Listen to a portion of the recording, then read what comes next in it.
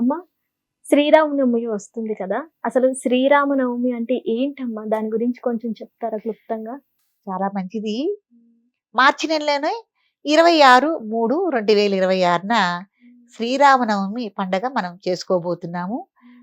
మన హిట్ టీవీని చూస్తున్న ప్రేక్షకులందరికీ శ్రీరామనవమి శుభాకాంక్షలు. తప్పకుండా హిట్ టీవీని చూడండి. సబ్స్క్రైబ్ చేయండి. హిట్ టీవీలో వచ్చే అనేక ధర్మ సందేహాలు మా ద్వారా మీకు ధర్మ సందేహాలు మేము వాటికి సమాధానాలు చెప్పడం జరుగుతుంది. వాటన్నిటిని చక్కగా చూడండి. చక్కగా తెలుసుకోవాల్సిన విషయాలుంటే చక్కగా తెలుసుకోండి. ఆచరించుకోవాల్సినవి చక్కగా ఆచరించుకోవాలని కోరుకుంటున్నాను. చక్కగా శ్రీరామనవమి పండగని వైభవంగా మీరందరూ చేసుకోవాలని, ఆ రాములు వారి యొక్క అనుగ్రహం, కటాక్షం మీ అందరి మీద ఉండాలని కోరుకుంటున్నాను. మీకు కూడా శ్రీరామనవమి మీకు శుభాకాంక్షలు కూడా అమ్మా. అమ్మా. సో, శ్రీరామనవమి యొక్క ప్రత్యేకత కొంచెం క్లుప్తంగా వివరించండి. చాలా మంచిది. శ్రీరామనవమి నవమి రోజున స్వామివారు శ్రీరాముడు జన్మించాడని శ్రీరామనవమిగా మనం చేసుకోవటం అనేది జరుగుతోంది. ఈ నెలలోనే వస్తుంది అది కూడా మనకి. శ్రీరామనవమి అంటేనే చాలా సందడితో కూడిన అద్భుతమైన పండగ. రామభక్తులకి, అందులోనూ ఆంజనేయ స్వామి వారి భక్తులకు కూడా విశేషమైన పండగ. ఎందుకంటే అటు రామభక్తులకి, ఆంజనేయ స్వామి వారి భక్తులకు కూడా విశేషమైన పండగ.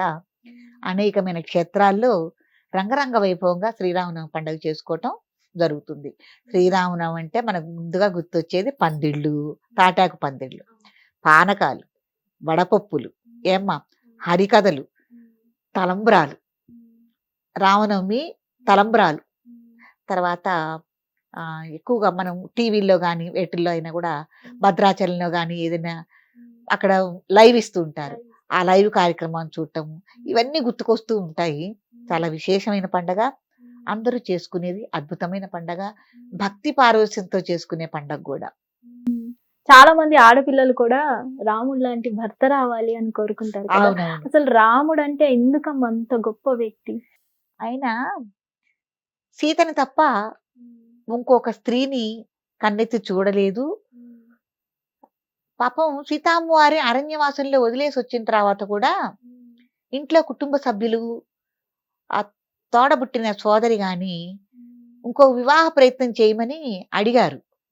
అడిగి ఒక యజ్ఞం చేయాల్సిన టైంలో కూడా భార్య లేనిదే ఆ యజ్ఞం చేయరాదు.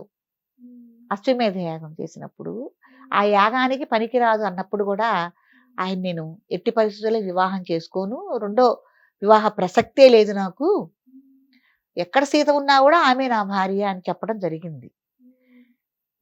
దానికి ఏంటి ప్రత్యామ్నాయం ఏం చెయ్యాలంటే సువర్ణ సీతను తయారు చేసుకుని పక్కన కూర్చోబెట్టుకుని ఆ యాగాన్ని పరిపూర్ణంగా ఆయన నిర్వహించారు. కాబట్టి భార్య ఒకవేళ ఎంత దూరంలో ఉన్నా కూడా బంగారు సీతలా భావించి ఆయన యజ్ఞయాగాది క్రతువులు చేశారు. కాబట్టి రాముడు లాంటి భర్త కావాలని ప్రతి స్త్రీ కోరుకోవటంలో తప్పు లేదు కదమ్మా, కదా.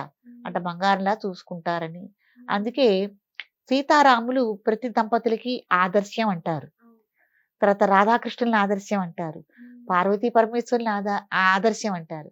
కాబట్టి సీతారాములు అంత గొప్పవాళ్ళు. అలా ఉండాలని ప్రతి ఒక్కళ్ళు కోరుకుంటూ ఉంటారు. ఇక్కడ మనం ఇంకో ప్రత్యేకత చూసుకోవాల్సింది ఏంటంటే 26 సంవత్సరం. అవును, ఈ ప్రత్యేకత కూడా మనకి స్పెషల్లీ రావడం జరుగుతోంది. చాలా గొప్పది. మీకు అంతే కాదండి, ఫిబ్రవరి నెలలో మీరు ఇంకొక విశేషం గమనించారా? తప్పకుండా మనకి శని, ఆది, సోమ, మంగళ, బుధ, గురు, శుక్ర, మళ్ళీ అలా వారాలన్నీ మనకు తిరిగి వచ్చినాయి కదా. ఈ ప్రతి వారము ప్రతిరోజు 4 రోజులుగా మనకు వచ్చినాయి. 4 ఆదివారాలు, 4 శనివారాలు, 4 సోమవారాలు, 4 మంగళవారాలు, అట్టా ప్రతిదీ 4 వచ్చినాయి. ఇంకొక విశేషం ఏంటంటే ప్రతిదీ కొన్ని విశేషమైన అమావాస్య తిథులు కానీ, పౌర్ణమి తిథులు కానీ, ముఖ్యమైన తిథులు కానీ ఆదివారంతో కూడి కూడా వచ్చినాయి. మీరు నిజంగా భలే అబ్జర్వ్ చేశారమ్మా. ఎవరు ఇప్పటి వరకు అబ్జర్వ్ చేసి ఉండరు ఇలా 4 వచ్చాయని. 4 వచ్చింది. క్యాలెండర్ చూడండి, పరిపూర్ణంగా 28తో క్యాలెండర్ రౌండ్ చక్క 4 పలకలుగా ఉంటుంది డేట్లతో. గమనించారా? 28తో ఇదవుతుంది కదా, చక్కగా ఉంటుంది. అన్ని 4 వచ్చినాయి. 4 ఆదివారాలు, 4 సోమవారాలు, 4 మంగళవారాలు, 4 బుధవారాలు, 4 గురువారాలు, 4 శుక్రవారాలు, 4 శనివారాలు. అట్టా అన్నీ 4, 4 వచ్చినాయి. కానీ కొన్ని వందల సంవత్సరాలకు గాని మళ్ళీ ఇట్టా రాదమ్మా. ఓహ్! కొన్ని వందల సంవత్సరాలకు గాని ఇలా రాదు.